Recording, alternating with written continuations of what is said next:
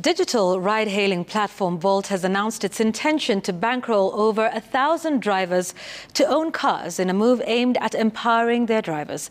The company says this has been necessitated by the realization that most drivers are struggling in the current economic environment and can barely make ends meet. The company further says it'll also provide insurance for both drivers and their passengers to cushion them from any losses or eventualities during a live trip. Jimmy Mbogo with more. Delivery side, karibuni sana. Over 1,000 Bolt drivers are set to benefit from Bolt's asset finance program that the company intends to roll out before the second quarter of the year.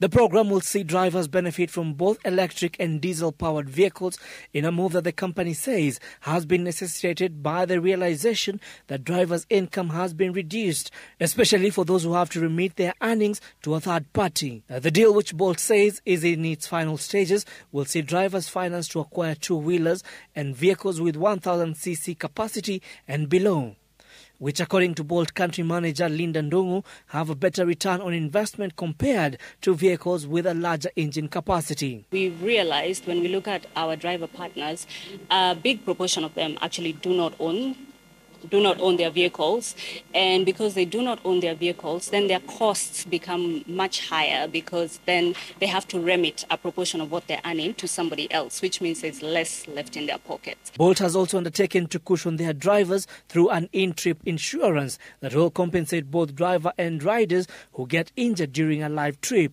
noting that the cover will reduce the company's compensation expense that may occur in the event of an accident at no cost to the driver.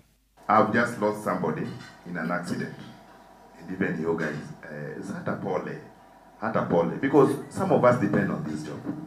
He is dead. He has a family. Jameni Bolt. Si hata hii commission mmechukua, si mtupatie hata pole tu ya hata ya sanduku.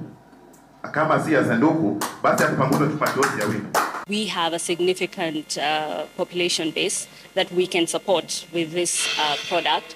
Then we're able to obtain fairer prices for our driver partners, or we get better value for the money that would go out. But the money will be covered by Bolts, because it's one of our ways of saying that we care about our drivers. However, the thorny issue of driver earnings still remains unresolved. This resulted in a heated exchange between the drivers and Bolt officials over the drivers' compensation. The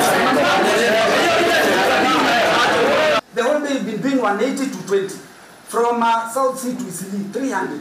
You tell me, realistically, how much fuel have you spent? So some of the parts that we're not able to work on immediately, it's because our hands are tied by the regulation. Drivers on their part call for verification of customers as well, citing cases of misuse of the hailing application and driver endangerment. Jimmy Mbogo, Citizen TV, Nairobi.